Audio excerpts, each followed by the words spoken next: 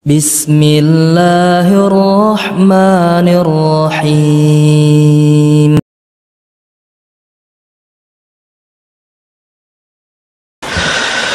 Allah Subhanahu wa ta'ala berfirman dalam Al-Quran, kullu man 'alayha fan wa yabqa wajhu rabbika dzul jalali wal ikram. Semua yang ada di bumi ini, yakni di dunia ini, pasti akan binasa, akan punah, fana. Segala sesuatu yang ada akan punah, dan akan kekal wajah Rabbmu yang mempunyai kebesaran dan kemuliaan. Ini salah satu ayat dari ayat-ayat sifat. Allah Subhanahu wa ta'ala mensifati dirinya mempunyai wajah. Bagaimana akidah Ahlus Sunnah? Pertama, menetapkan seperti yang Allah firmankan, wajah ya wajah, dan mengetahui artinya seperti yang kita kenal, dan meniadakan penyerupaan antara wajah Allah dengan wajah makhluknya. Tidak sama, karena Allah laisa kamitslihi syai'un. Allah katakan laisa kamitslihi syai'un. Dia Allah tidak sama, tidak serupa dengan sesuatu pun juga. Ia zatnya, dirinya, sifatnya, perbuatannya, nama tidak sama dengan makhluknya. Nama bisa sama. Manusia mempunyai wajah, Allah mempunyai wajah, namanya sama, wajah, hakikatnya berbeda. Laisa kamitslihi syai'un. Ahlus Sunnah menetapkannya apa adanya. Bagaimana dengan yang menyalahi Ahlus Sunnah, yang menyalahi perjalanan para sahabat? Mereka tidak menetapkan Allah mempunyai wajah, tetapi mereka rubah ayat ini. Wajah ini mereka rubah dengan zat diri Allah. Terjadilah perubahan makna Al-Quran ini. Wajah mereka artikan dengan diri, bukan wajah. Ahlus Sunnah tidak menetapkannya apa adanya. Tadi di awal sudah saya katakan bahawa para sahabat ridwanullah alaihim jami'an berjalan sesuai dengan fitrah yang Allah fitrahkan kepada mereka. Mereka ambil agama mereka dari Al-Quran dan Sunnah, dan mereka berjalan sesuai dengan fitrah mereka dan dengan akal mereka yang sahih, yang sehat, yang memiliki ketegasan, yang bersih, dan dengan bahasa mereka, karena Al-Quran dalam bahasa Arab. Oleh karena itu telah terjadi kekacauan pada ahli bid'ah ketika mereka merubah wajah Allah dengan arti diri Allah, menyalahi kaidah bahasa Arab. Allah Subhanahu wa ta'ala berfirman pada halaman 56 dan 57, saya jelaskan di situ.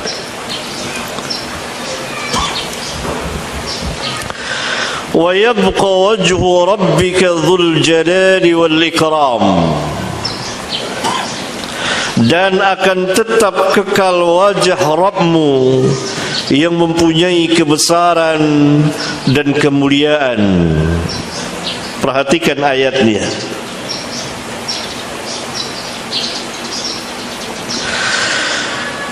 Lafaz wajhu itu dengan huruf dhammah marfu'.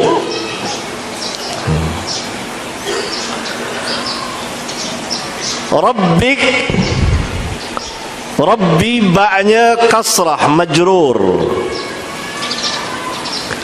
Kemudian zu itu marfu' dhammah lagi. Berarti saya kira para pelajar kita tentu sangat tahu bahwa Dzul Jalali wal Ikram itu merupakan sifat bagi wajhu, bukan sifat bagi Rabbik. Karena kalau ini diterjemahkan dan akan kekal zat atau diri Allah, bukan wajah, maka harusnya bukan zu tapi Zil Jalali wal Ikram. Paham? Para pelajar tentu bisa menangkap. Kalau katakan wa yabqa wajhu Rabbika Dzul Jalali wal Ikram, dan akan kekal wajah Rabbmu dengan huruf dhammah wajhu, Rabbika kasra ba'nya, zu itu dhammah, berarti Dzul Jalali wal Ikram kembali kepada wajah, dan akan kekal wajah Rabbmu yang mempunyai kebesaran dan kemuliaan.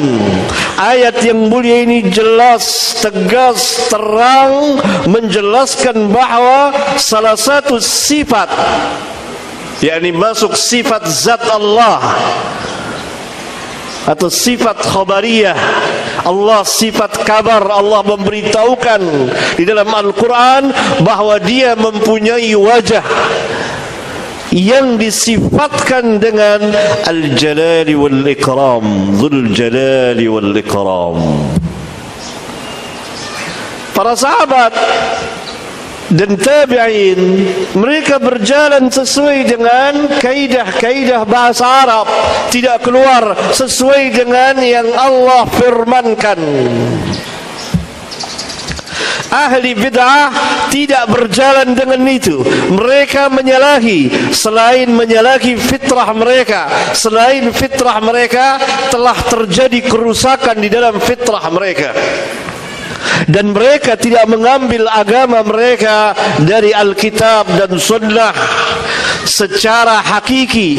Oleh karena itu Al-Quran dan Sunnah mereka tahrif, mereka rubah maknanya. Contohnya ayat yang mulia ini, mereka terjemahkan bukan wajah tapi zat atau diri. Itu lain lagi ayatnya. Allah mempunyai zat, jelas zat Allah. Kemudian Allah sifatkan bahwa Dia mempunyai wajah di dalam ayat yang mulia ini bersama ayat-ayat yang lain. Wa yabqa wajhu rabbika dzul jalali wal ikram. Dan ayat yang mulia ini tidak bisa ditakwil, dirubah. Wajhu artinya menjadi zat, karena akan menyalahi bahasa Arab itu sendiri. Yang Al-Quran turun dalam bahasa Arab.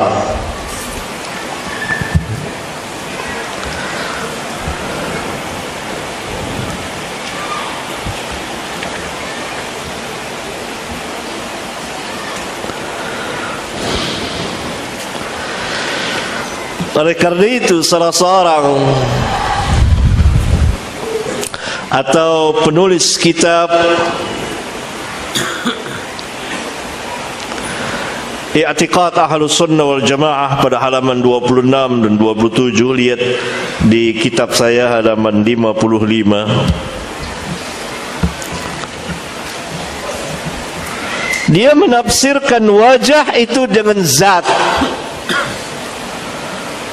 Perhatikan perkataannya, walaupun dalam ayat ini dikatakan wajah, yang dalam bahasa Arab artinya muka, tetapi sahabat-sahabat Nabi tidak repot soal itu, karena mereka tahu bahwa yang dimaksud dengan wajah dalam ayat ini ialah zatnya, sesuai dengan sastra Arab, di mana biasa dipakai perkataan yang menunjukkan juz, bagian, tetapi yang dimaksud adalah kulnya, yakni secara keseluruhannya.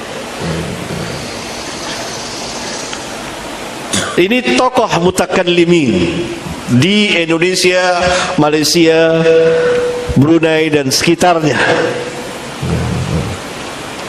yang mewakili yang lainnya, menerjemahkan, menafsirkan wajah dengan zat. Dan kitabnya sangat masyhur, terkenal. Bagi mereka yang tidak tahu bahasa Arab atau belum mengerti bahasa Arab dengan pengertian dan pemahaman yang benar, yang berjalan sesuai dengan kaidah-kaidah bahasa Arab, di mana Al-Quran diturunkan dalam bahasa Arab yang jelas dan nyata, dan Nabi kita SAW berbicara dengan bahasa Arab yang sangat fasih. Demikian juga para sahabat radhiyallahu anhum. Maka pasti mereka akan percaya saja dan menerima dengan pasrahnya, terkagum-kagum sambil mengangguk-anggukkan kepala, membenarkan apa yang ditulis oleh pengarang kitab I'tiqad Ahlus Sunnah wal Jamaah. Padahal pada hakikatnya perkataan tersebut yang merupakan keyakinan i'tiqad menyalahi Alkitab, menyalahi As-Sunnah, menyalahi perjalanan salafun as-salihin, dan menyalahi kaidah-kaidah bahasa Arab tadi, yang sebetulnya tidak tersembunyi baginya bahasa atau sastra Arab. Tetapi apa yang membuatnya menyimpang dari kaidah-kaidah bahasa Arab kalau bukan terjadi kerusakan pada manhajnya? Kan jelas dia mengatakan bahwa wajah dalam ayat ini adalah zat, yang para sahabat ridwanullah alaihim jami'an tidak pernah menafsirkan wajah dengan zat di dalam ayat yang mulia ini, karena mereka orang Arab tulen dan mereka tidak perlu repot-repot menterjemahkan wajah dengan zat. Wajah adalah wajah. Ya, ini salah satu contohnya.